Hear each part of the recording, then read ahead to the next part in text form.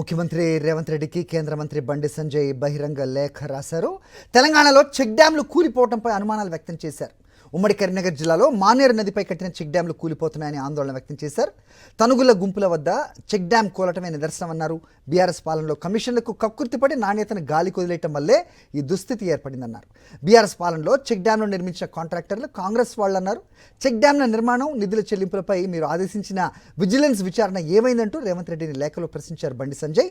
ఆనాడే బాధ్యులపై చర్యలు తీసుకుని దిద్దుబాటు చర్యలు తీసుకుని ఉంటే తనుగుల గుంపుల చెక్ డ్యాం కూలేది కాదన్నారు.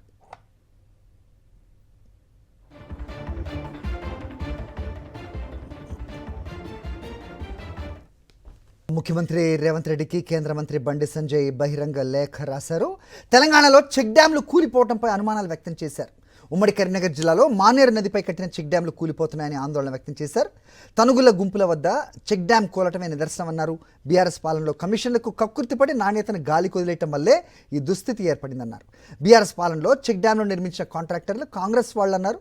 చెక్ డ్యాంల నిర్మాణం, నిధుల చెల్లింపులపై మీరు ఆదేశించిన విజిలెన్స్ విచారణ ఏమైందంటూ రేవంత్ రెడ్డిని లేఖలో ప్రశ్నించారు బండి సంజయ్. ఆనాడే బాధ్యులపై చర్యలు తీసుకుని దిద్దుబాటు చర్యలు తీసుకుని ఉంటే తనుగుల గుంపుల చెక్ డ్యాం కూలేది కాదన్నారు.